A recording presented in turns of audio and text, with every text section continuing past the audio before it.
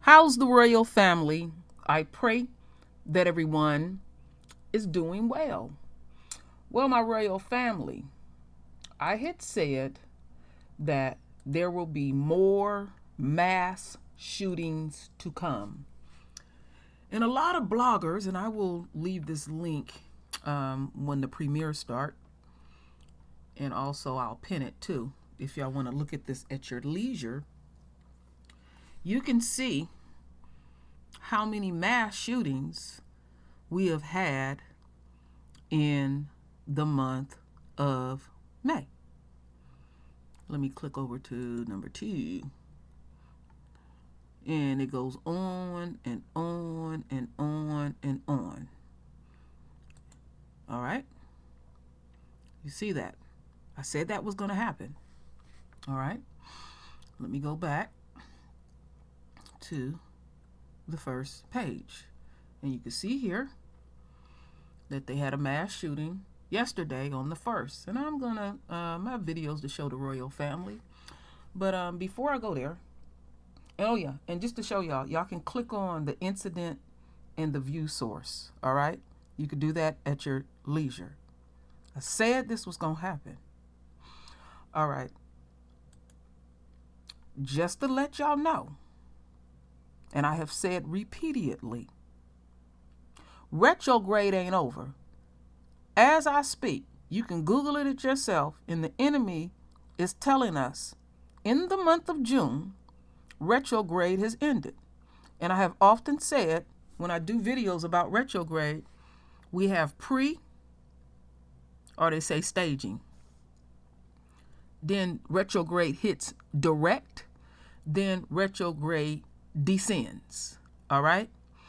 And the magnetic forces from planet Mercury are in full effect. So on the enemy's so-called calendar, because we know the calendar is not true and correct, it ends somewhere mid-month. Be mindful, my royal family. Be very mindful. All right?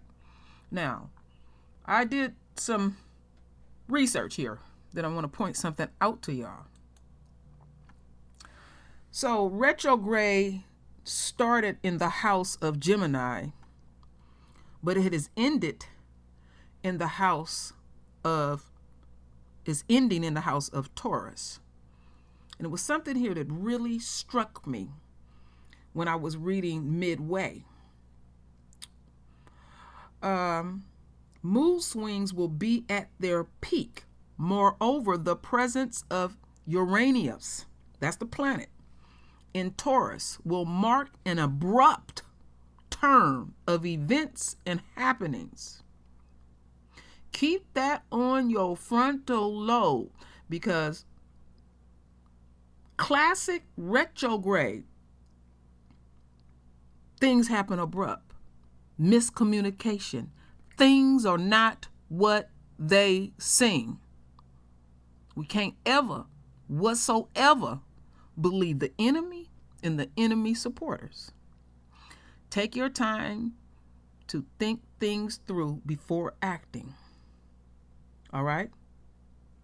Expect delays. Just to show you how retrograde worked, on Lisa Cabrera's channel, she's been talking about how flights have been affected. And I can show y'all that. During the retrograde dates, many trips will be rescheduled. Flights will be delayed. Many plans will be canceled. Due to this, trains, ships, and airplanes might disappear or meet a tragedy. All right? We have been seeing that. That is the magnetic forces from planet Mercury. Or at the end of the day, it is the divine hand. Our Father don't play with none of us. But see, the enemy think that they are in control. This is all in America. All right? Now, I'm purposely taking my time saying what I'm saying because I have something else I'm going to address before I get into these mass shootings. I did a video about Grandmaster Jay, and I said respect what people have to say. And for the most part, people have. On my backup channel, it was a little bit of issue. Some of y'all said that I need to get to the point. Okay, the ones that say that I need to get to the point, get your dusty ass off my channel.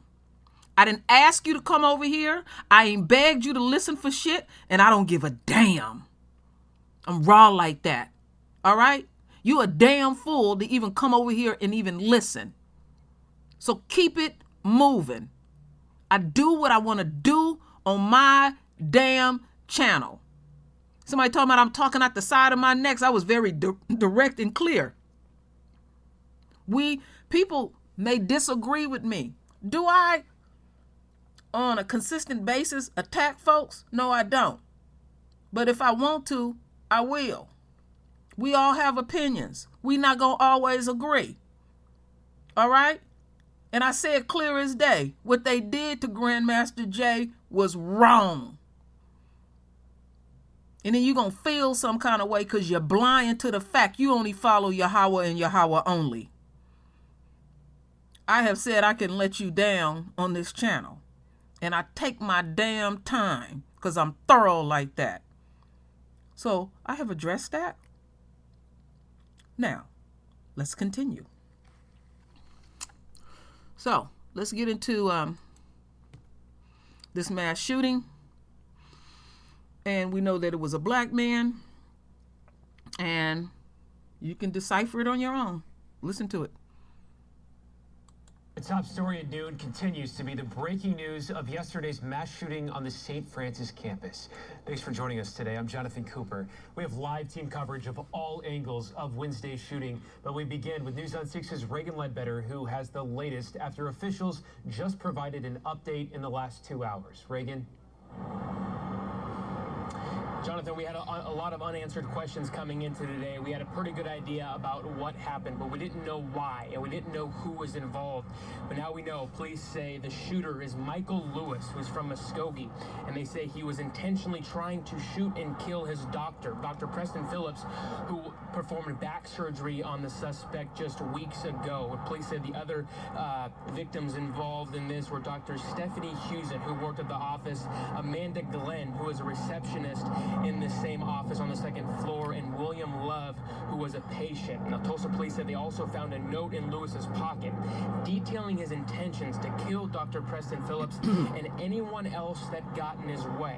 Now, here's a breakdown from police about what happened. They say on May 19th, Lewis went into the hospital for a back surgery, and Phillips was the doctor. They say Lewis was released from the hospital on May 24th. They say after Lewis was released from the hospital, he had called back to the doctor's office several times wanting additional treatment because he was in pain. They say he went back on May 31st, just a couple days ago, for additional treatment. And then yesterday he called again wanting more treatment.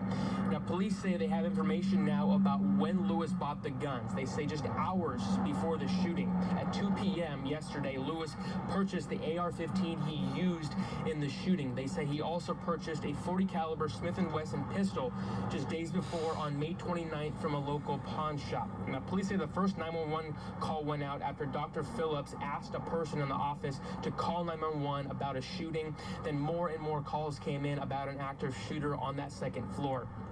They say at 4:55, a person called and clarified the second floor of the Natalie building was the site of the shooting. That's when officers were on scene, running through the building, doing what they're trained to do, and that is to find the threat and stop the threat.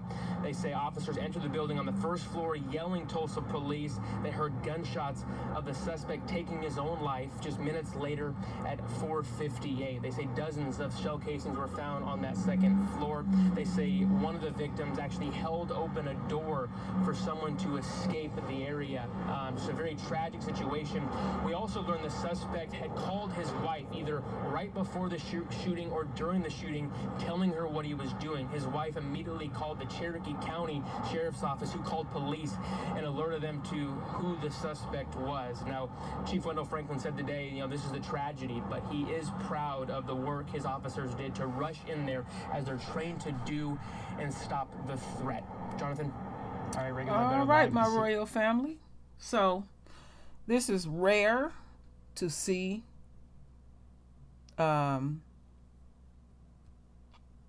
black folks do mass shootings. But am I surprised? No, not surprised whatsoever. I was trying to find that picture of them, but you see it over there. But what I thought of, I couldn't help but think of this as this video was going on, was I have often said, don't get no surgeries during retrograde. And, we don't know whatever state of mind this brother was in, because when it comes to us going off, that's something that the enemy fears. And I guess he felt like he wasn't getting his needs addressed. I have showed y'all how things can be erratic and people's thinkings and mood swings can be off during the retrograde phase. And that is the effects of that. And also the side effects of America. So now we done seen a Mexican and a brother doing a mass shooting, which is extremely rare. But I said more mass shootings to come. And one thing that I wanted to point out was that he called his wife and told his wife what he was doing. And she immediately called the authorities. And, the enemy is the main one to do these mass shootings. Because when you start looking into it, it's mainly the enemy. And they like to make a name for themselves. And they will announce or, via social media what they're going to do. And folks don't turn them in. You're not doing your duty. But you see how our folks get down. All right? That's something to pay attention to. Talking directly to the enemy. All right? That's how our folks get down. All right? So we're going to move on. Now we're going to get into what the government is not going to do. Well, before that, I'm a little bit off. We're going to get into the Buffalo mass shooting and the charges. Now, to be a responsible blogger, I had read somebody said that mass shooter in Buffalo was charged with 1 count. Well, let's see what he really was charged with. And this was via Today. He was arraigned on 25 counts of a violation of New York State penal law. The highest charge is domestic act of terrorism motivated by hate in the first degree. This is a relatively new charge in New York State. It's only been on the books since November 1st of 2020. It is the first time in the history of New York State that this domestic terrorism charge motivated by hate in the first degree has been filed. I chose to charge 10 separate accounts to list by name the 10 victims, because they deserve to be listed by name. And he needs to be held accountable for all 10.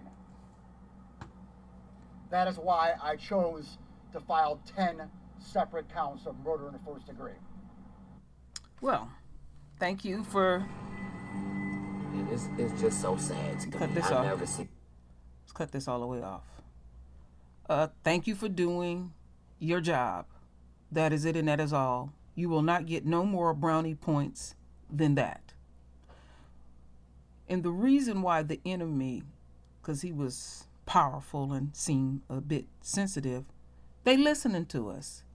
And on via social media, how the enemy is lackadaisical in doing anything when we have to deal with these tragedies too. This is the side effects. All right? Domestic terrorism.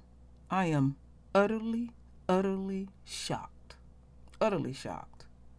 But I'm the type of person, I'm not going to profusely thank the enemy.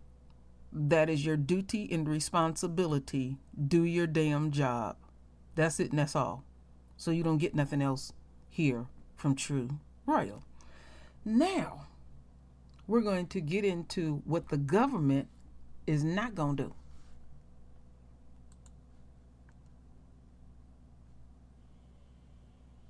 John Cornyn and Democratic Senator Chris Murphy are meeting today to try and find common ground on gun reform. That's right. These senators are meeting virtually to try and come up with a basic framework for gun legislation that could either garner Republican support to pass the 60-vote threshold in the Senate. So for more on this, let's bring in CBS News political reporter Caitlin Huey-Burns. Hi, Caitlin. So, we've been sort of trained to not expect much when it comes to meetings about, gun regulation. But what should we expect from today's meeting, and are any other lawmakers involved? That's exactly right, Tanya. And talking to Democrats last week, some of them told me, look, not using the word optimistic, but using the word hopeful instead, because they know this familiar pattern that how elusive gun legislation is. But what's significant here is that you have Chris Murphy, who of course has been leading the talk on guns since Sandy Hook, and then John Cornyn, of course, who's a senior Texas senator who was just recently in Uvalde visiting after that horrible massacre. He has been tasked by Mitch McConnell to meet with Murphy and figure out if there's a way forward on guns. But talking to lawmakers last week, all of them made pretty clear that if something does get done here, it would be a very narrow provision. And two things to really look at here are background checks. Remember, several years ago after Sandy Hook, Senators Joe Manchin and Pat Toomey, the Republican from Pennsylvania, hammered out a very narrow bipartisan compromise on background checks. That could be something that maybe is revived, although that even might be watered down. So looking at background checks, but the real key here that there seems to be at least some bipartisan interest in is these red flag laws. And we've seen this passed at the state level, even in conservative states like Indiana and Florida, actually, after Parkland passed a similar law where someone who is deemed mentally unfit by a court order or by a medical professional would have their firearms seized by court order. So that's something that's being looked into on Capitol Hill, but that would be not a federal program, but something that would be a grant-based program to the states. And that's something that Lindsey Graham is working on with Richard Blumenthal, the other senator from Connecticut. So while there is hope among the lawmakers that are involved in these talks, they still caution that these are just talks. There's not legislation yet, but the idea that you have Cornyn and Murphy meeting today by Zoom because they're out of session on recess does give some hope to those who have been working on this issue for a long time. And Caitlin, what jumps out to me is that you wonder what's the major sticking point that trips this up each and every time. Because when we see mass horrific shootings like the ones we saw in Uvalde and even Buffalo, let's not forget there are smaller mass shootings that happen almost every day in this country. There is this renewed sense of urgency for reform, and there is popular support among Americans. Look at polls, red flag laws, background checks, reasonable improvements that could be made seem to be popular across the country. So what's different this time that gives them a sense that now they can actually push something through that has tripped them up in the past? Yeah, it's a really good question, Errol. And what's significant about this and notable about this is that this isn't something being led by the White House. It's notable that Biden is not leading these talks, even though he just said earlier this afternoon that he would like to meet with lawmakers. But he's really kind of giving this to lawmakers who have been very close to this issue. People like Murphy. Senator Murphy said that he doesn't want to have show votes on this. He actually wants to figure out if there's a way to get something done. So while they could bring a background check to the floor and have it fail and pin it on Republicans, those who are very close to the talks actually want to accomplish something. So with that in mind, they kind of know how narrow this will be. I mean, Murphy noted there's no way, essentially, that something like an assault weapons ban could get through the Senate. So instead of focusing on kind of big messaging bills, focusing on little items that could actually garner some support. So when you're looking at where that is, that could be red flag laws.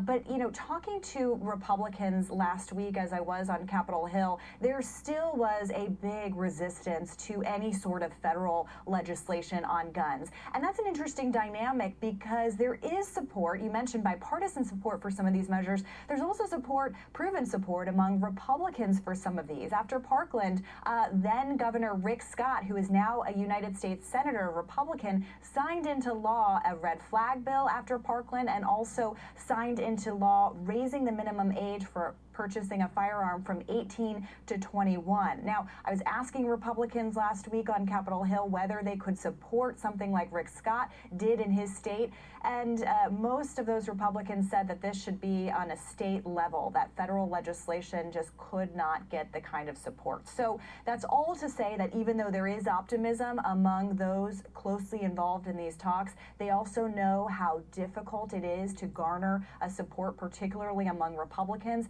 And that those pressure points are even more pronounced as we saw the NRA meeting over the weekend in Houston, attended by Senator Ted Cruz, attended by former President Donald Trump, really urging against any sort of changes to current gun laws. So that's a dynamic to watch as we're trying to figure out, you know, where Republicans could get to a yes on a very narrow provision. Yeah, it's an NRA resistance to what are, widespread support for reasonable, sensible legislation. We'll see what the outcome will be. Caitlin, Hugh, Ain't thank you very much. nothing new. Not a damn thing is going to change. This link that I've sent y'all already a few times has proven that. I'm telling y'all, page after page after page. You heard what the reporter said, a watered down version that it might, the individual states, that's why I don't vote at all. But if somebody do vote, you might possibly make an impact when you vote statewide not statewide in your local state opposed to on a federal level. They're not going to change this whatsoever. But if they continue, you see this brother right here with his eyes all bugged out his head, trust and believe, then it's time to do something. Trust and believe. If they continue to see more folks of color, especially the royal family, then there's a concern and an urgency. That's how America has always moved. They don't give a damn about them babies being killed. They want to get them buried as soon as possible, break them off some coins, and shut the hell up. We used to it. Yes, that's what we deal with in America since we have assisted them in them caves, and we continue to pay the cost. It is what it is. Now, I'm being slow and methodical for a reason because, I did a bit of a rant here. If anybody coming through, you can listen to that later. Let's not lose sight. We are in June. Retrograde is not over with. All right? That planet ain't nothing to play with. The magnetic forces ain't nothing to play with.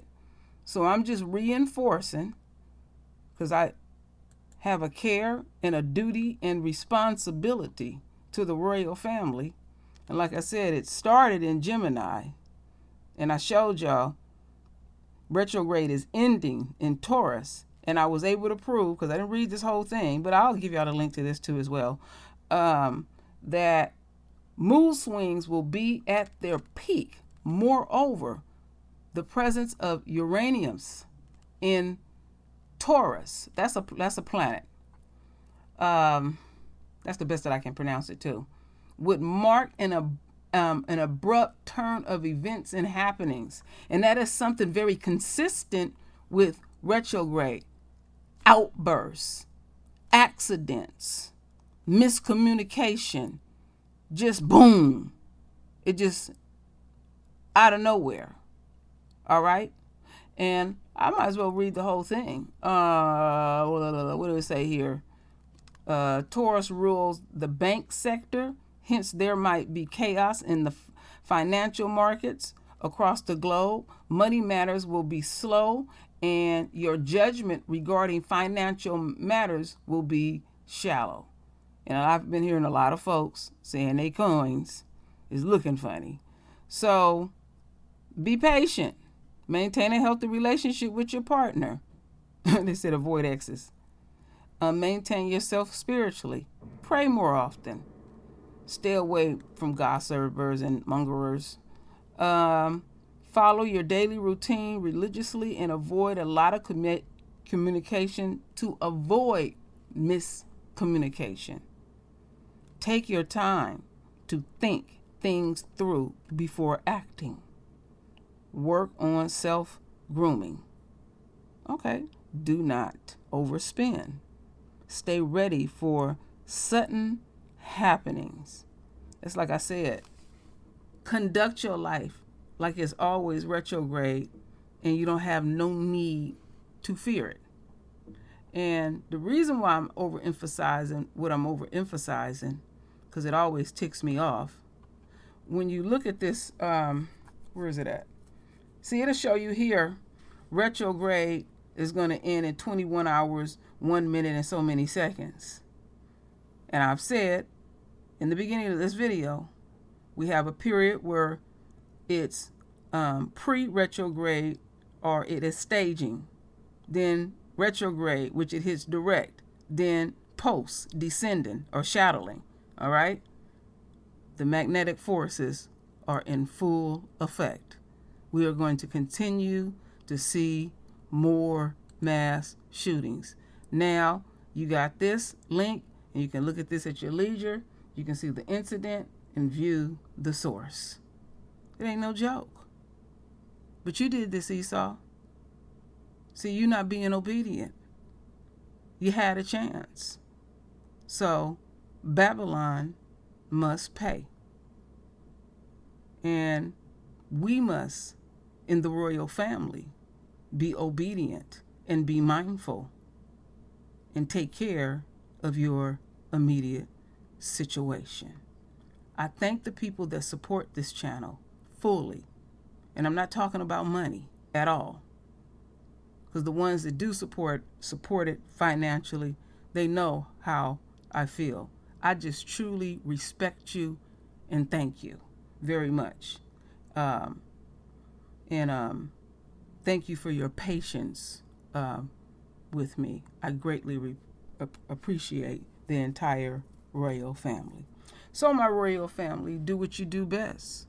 Render your voice with your beautiful divine words. And as always, my royal family, I thank you for your love. I thank you for your support. And with that said, Ashe.